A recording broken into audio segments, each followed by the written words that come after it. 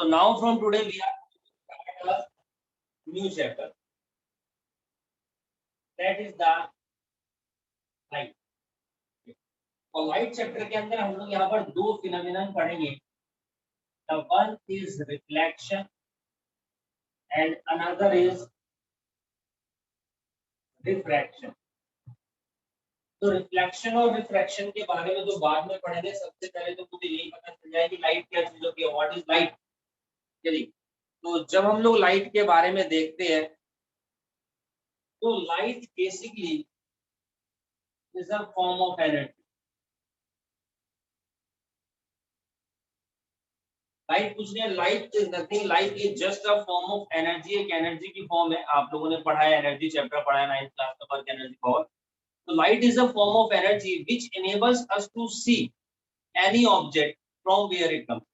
जो हमारे को किसी भी ऑब्जेक्ट को देखने के लायक बनाती है. Light is a form of energy which enables us to see any object. जो किसी भी ऑब्जेक्ट को देखने के लायक बनाती है, उसको हम यहाँ पर क्या बोलते हैं? फॉर्म ऑफ एनर्जी, यानी कि लाइट बोलते हैं. जस्ट एन एग्जांपल, अभी देखिए यहाँ पर लाइट लगी और वो लाइट यहाँ पर पड़ रही है, ठीक है, इस बोर्ड के ऊपर, और यही लाइट रिफ्लेक्ट होकर के आपकी आंख में पहुंच रही है, तभी तो ये विजिबल है. ठीक है, तो लाइट की वजह से ही हम लोग किसी भी ऑब्जेक्ट को देख पा रहे हैं जहां से वो आ रही है. तो अभी ये समझ के चलिए कि यहाँ से लाइट आ रही है इस बोर्ड के ऊपर से, तो आप इसको देख पा रहे हैं. ये मार्कर है यहाँ पर, तो इस मार्कर से लाइट आपके पास पहुंच रही है. Then you are able to see it. What it. अब मान लीजिए मैं आपसे कहता हूँ कि आप बैठे हुए हैं चेयर के ऊपर. ठीक है, चेयर के नीचे क्या है? ठीक है, जो बेस है उस बेस के नीचे क्या है? कुछ लिखा हुआ है, कंपनी का ब्रांड है, नेम है, मार्क है. आप बता सकते हैं? नहीं बता सकते, क्योंकि वहां से लाइट नहीं आ रही है आपके पास. ठीक है, मैं आपसे पूछ लेता हूँ कि सोमिल ने बोला टेबल के नीचे जमीन है. अच्छा, ये बुक है भाई, ये दिखाई दे रही है आप लोगों को? चलिए, आप बता सकते हैं कि इसके पीछे अभी मैंने कितनी उंगलियां शो कर रखी है? हाँ भाई, नहीं बता सकते. दो. क्यों? क्योंकि यहाँ से लाइट आपके पास नहीं आ रही है, सिर्फ यहाँ से आ रही है. तो आपको इसका बैक सरफेस दिखाई दे रहा है ग्रीन कलर का. तो basically light is a form of energy which enables us to see any object from where it comes. जहां से भी वो लाइट आ रही है, हम उस ऑब्जेक्ट को देखने के लायक है, क्योंकि उसमें से लाइट आ रही है. लाइट बंद कर दीजिए, कमरे में अंधेरा हो जाएगा, आप किसी भी ऑब्जेक्ट को नहीं देख पाएंगे. Very simple, very simple. Light is a form of energy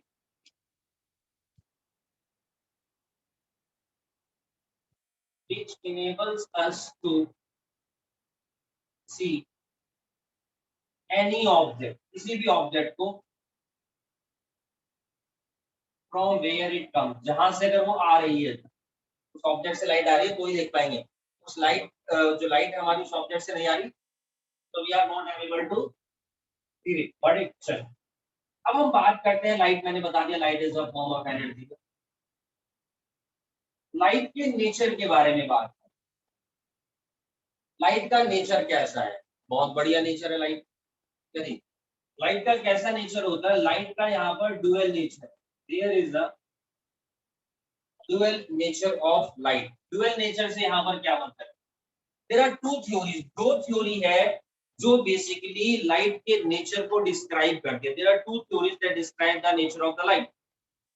तो हमारे पास दो थ्योरी है. एक थ्योरी है, this is the particle theory,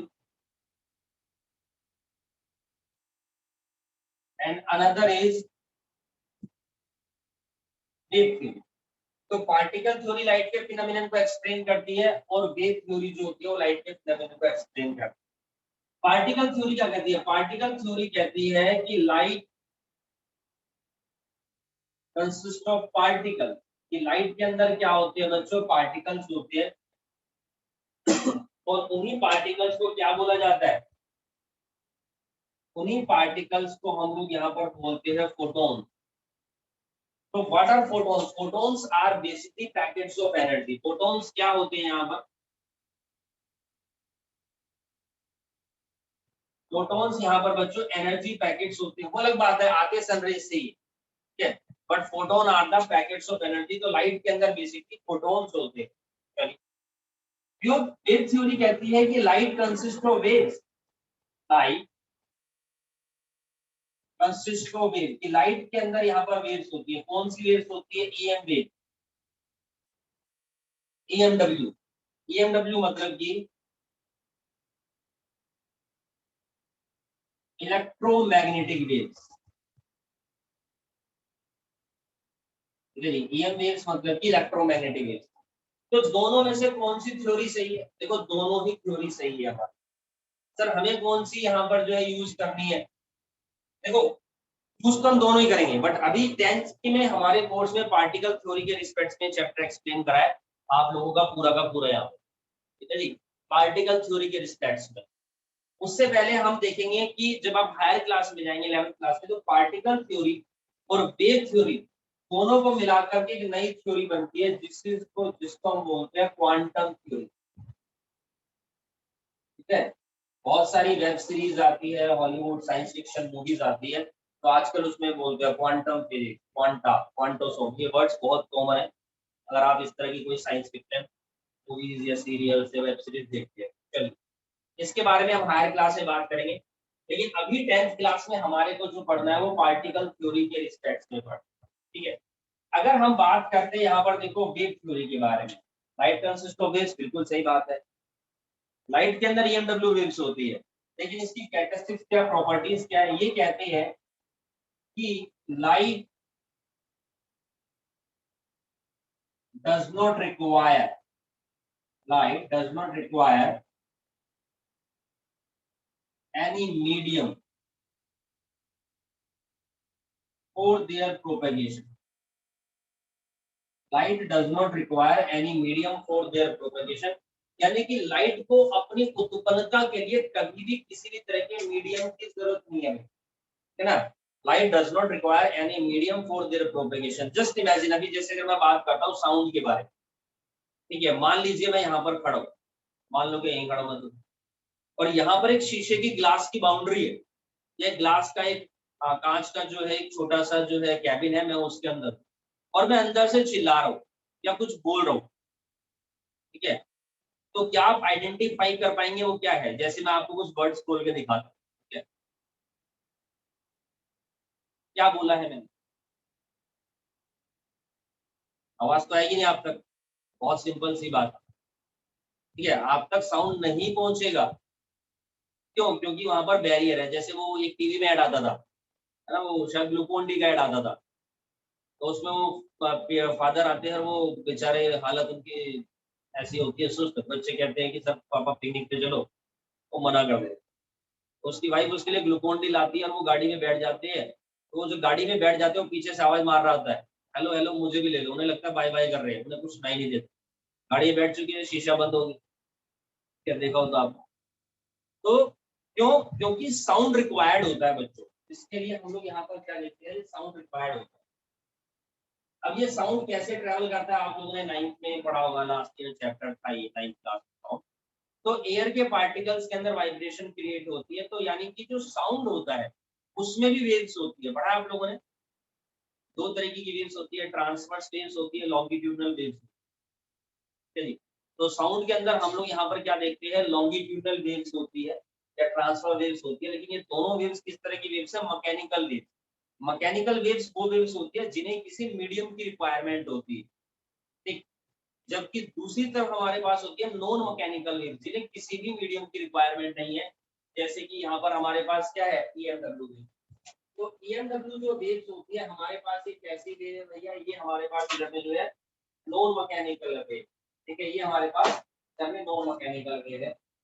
जैसे अभी ये वाटर की बॉटल है, ठीक है, अब देखिए मैं यहाँ से एक लाइट मारूं, अब आप देखिए बॉटल में से आपको दिखाई दे रही होगी, लेकिन सामने बोर्ड के ऊपर भी दिखाई दे रही है, दिख रही है, ठीक है, यानी कि लाइट इसमें से आर पार होकर के जा रही है। It means light does not require any medium for their propagation, को ट्रांसपेरेंट होना चाहिए, लेकिन साउंड को रिक्वायरमेंट होती है क्योंकि वो मैकेनिकल वेव्स होती है।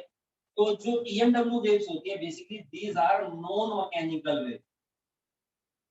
सबसे पहली बात तो ये, these are the non mechanical wave, ठीक।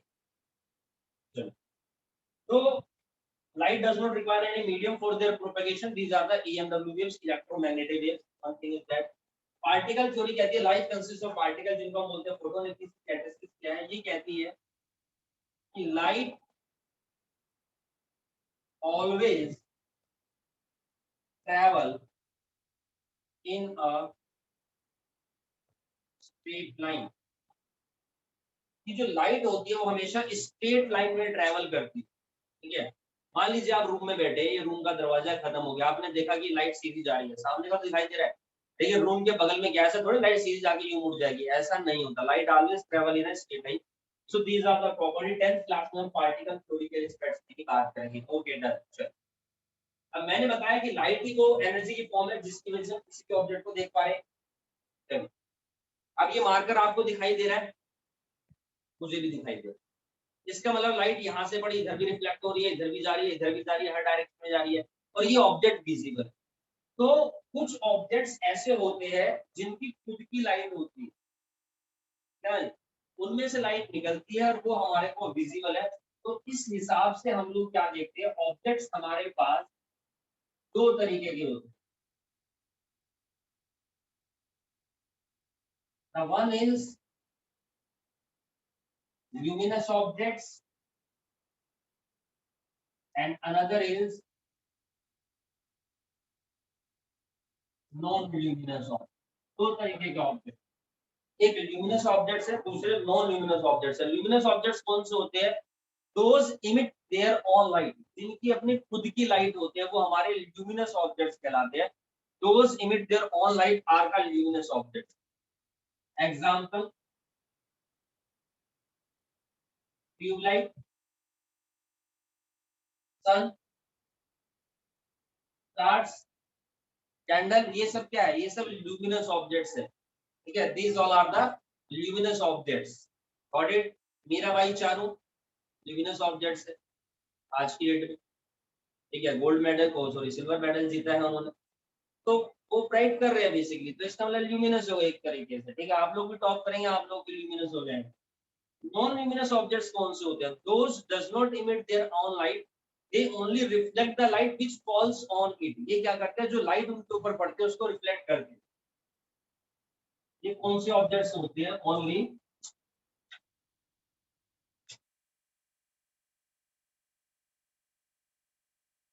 Reflect the light which falls on it. जो लाइट उनके ऊपर पड़ती है ये उसको क्या करते हैं? रिफ्लेक्ट करते हैं। वो हमारे नॉन ल्यूमिनस ऑब्जेक्ट्स है। अब जैसे मार्कर है, नॉन ल्यूमिनस ऑब्जेक्ट है, ये व्हाइट बोर्ड है, नॉन ल्यूमिनस ऑब्जेक्ट्स है। मैं नॉन ल्यूमिनस ऑब्जेक्ट, लाइट पड़ रही है, रिफ्लेक्ट हो रही है, आप तक पहुंच रही है, तो मैं दिखाई दे रहा हूँ, है ना। अंधेरा बंद कर दो, नहीं दिखाई देगी। वैसे तो बहुत सारे एग्जाम्पल है, टेबल है, स्टूल है, मार्कर है, पेन है, तुम हो, मैं हूँ, लेकिन इसमें क्वेश्चन आता है मून के रिस्पेक्ट। मून जो होता है वो विजिबल होता है, लेकिन फिर भी ये नॉन ल्यूमिनस ऑब्जेक्ट है क्योंकि इसकी खुद की लाइट नहीं होती। सन से जो लाइट इसके ऊपर पड़ती है उसको रिफ्लेक्ट करता है, दैट्स व्हाई हम क्या कहते हैं कि moon is a non luminous object. तो हमारे पास दो तरीके के objects, that is clear to all of you. ये बात समझ में आ रही है आप लोगों को? ये कुछ बातें बताइए मैंने आपको लाइट के बारे में। अब जो बात करेंगे हम, वो बात करेंगे लाइट के फिनोमिनन के बारे में, रिफ्लेक्शन के बारे में पहले, और देन उसके बाद रिफ्रैक्शन के बारे में। जहां से बात करते हैं यहाँ पर हम लोग रिफ्लेक्शन के बारे में। तो what is reflection? So the process of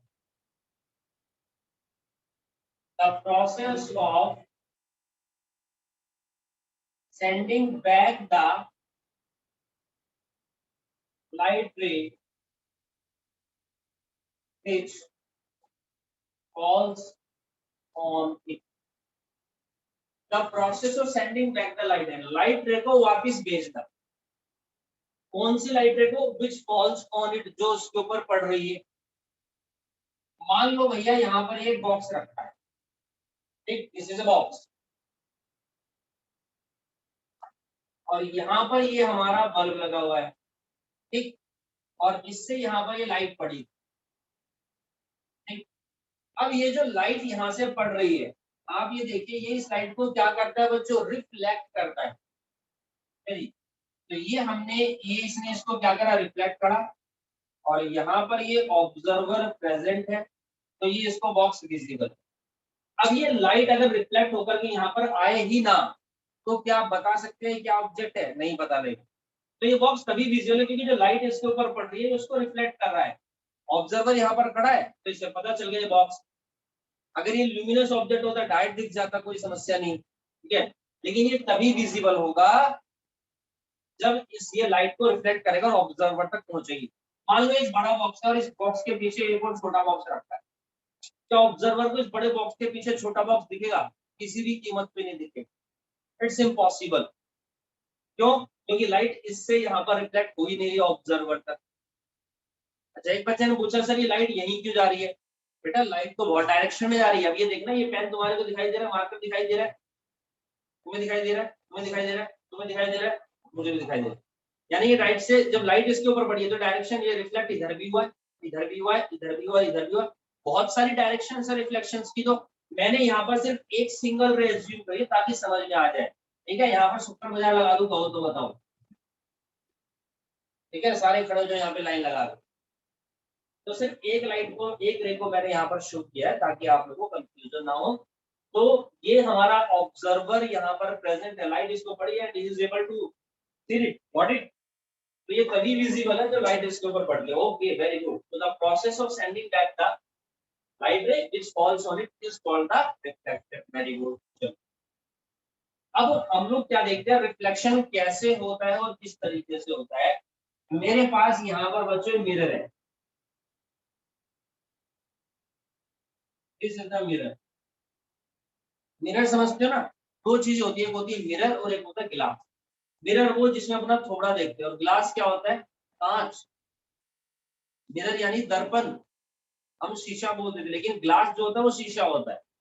तो ये हमारे पास मिरर है, और कैसा मिरर है बच्चों? प्लेन मिरर है, और ये इसकी बैक सरफेस है। This is called the M M dash.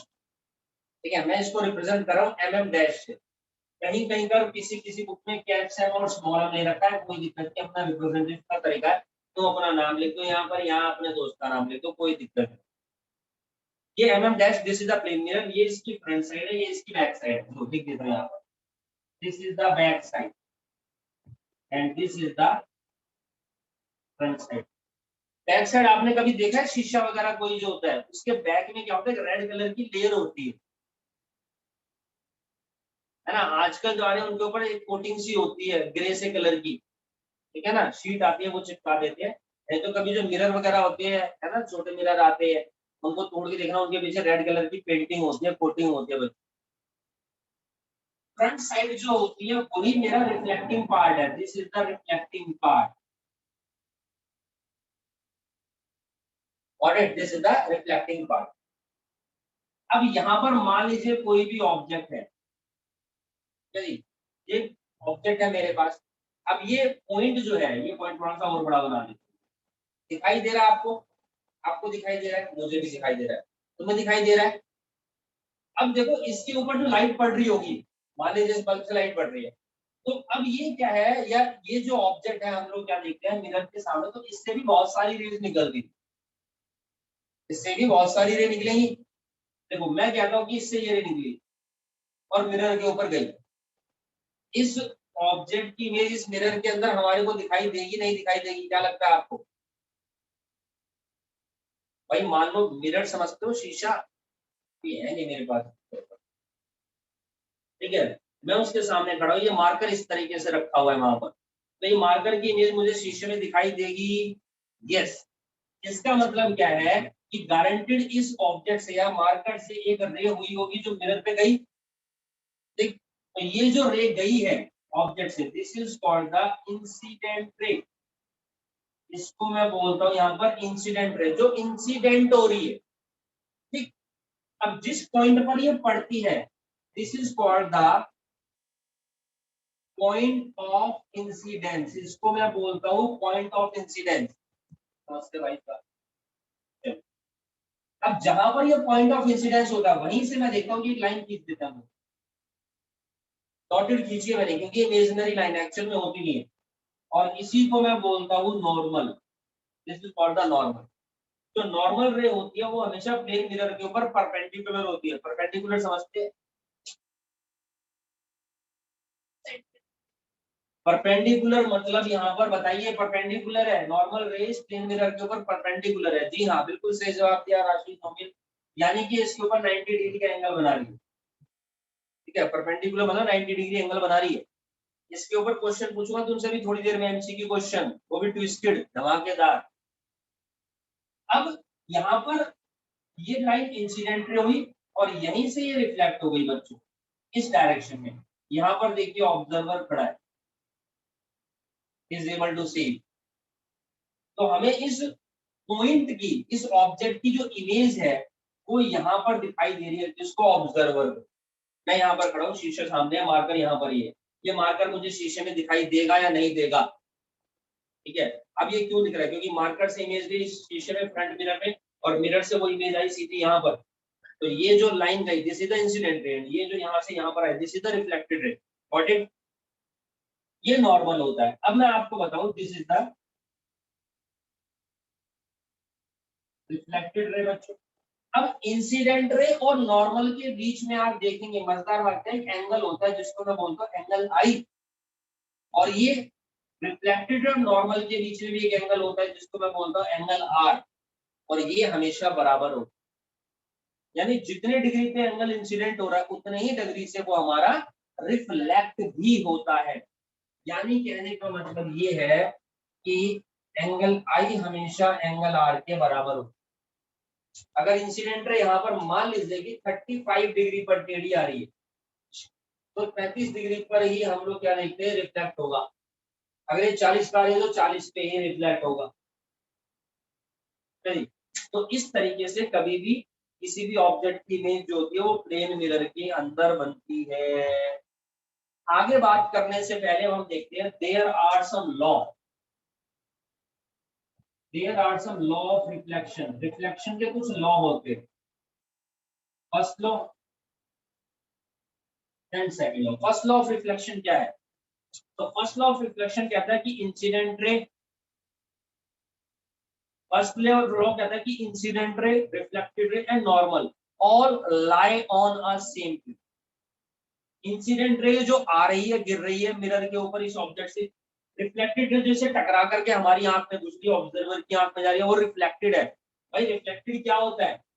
इसके ऊपर जो रे पड़ी उसने उसको वापस भेज दिया।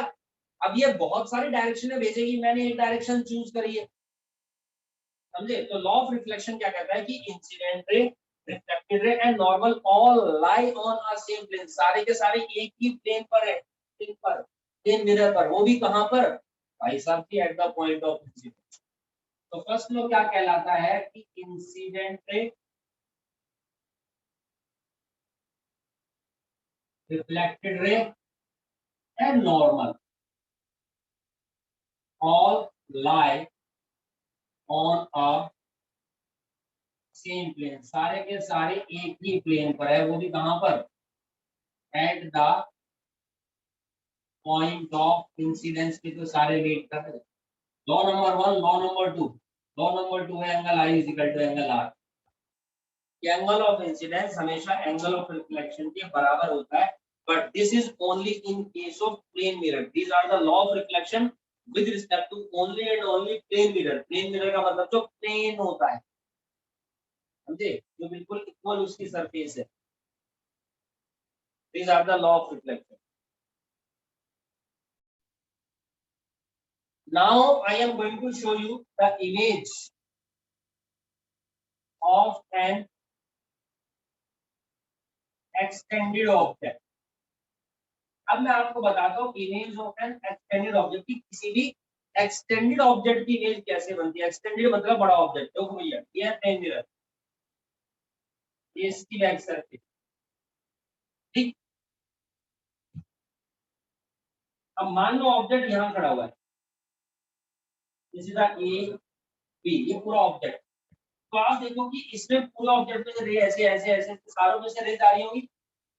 भाई मान लो एक ऑब्जेक्ट है, ये भी यहाँ से हर पॉइंट से रे जा रही होगी, कंफ्यूज हो जाएंगे, इतनी सारी रे बनाएंगे। तो मैं इस पॉइंट से एक रे लेता हूँ, ये देखिए पहली रे इंसिडेंट, ये नॉर्मल, और ये रिफ्लेक्ट। कोई दिक्कत किसी को? शाबाश। अब इसी पॉइंट से एक और रे निकलती है, ये गई बिल्कुल सीधी, नहीं 90 डिग्री प्लेन मिरर के ऊपर बना दी, और मैं कहता हूँ कि यहीं से वापस हो गई। अब ये देखो कि ये वाली रे और ये वाली रे दोनों क्या हो रही है बच्चों? डाइवर्स हो रही है।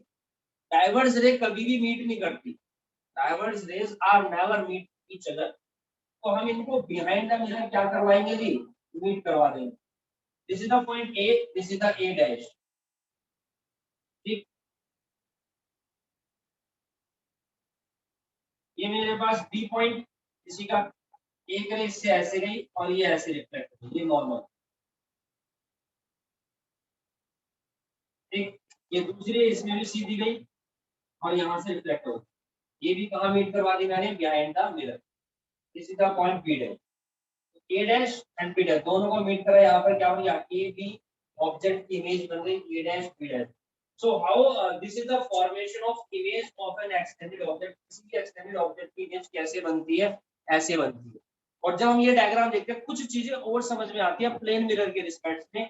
क्या बात आती है प्लेन मिरर के रिस्पेक्ट में? आप देखेंगे कि जो ऑब्जेक्ट का जो डिस्टेंस है प्लेन मिरर से, वही सेम डिस्टेंस इमेज का भी है प्लेन मिरर। आप शीशे के सामने खड़े हो और आप एक कदम आगे चलेंगे तो इमेज भी एक कदम आगे चलेगी, आप दो कदम पीछे हटेंगे तो इमेज भी आपकी दो कदम पीछे हटेगी। तो प्लेन मिरर के रिस्पेक्ट में एक बात और बताइए।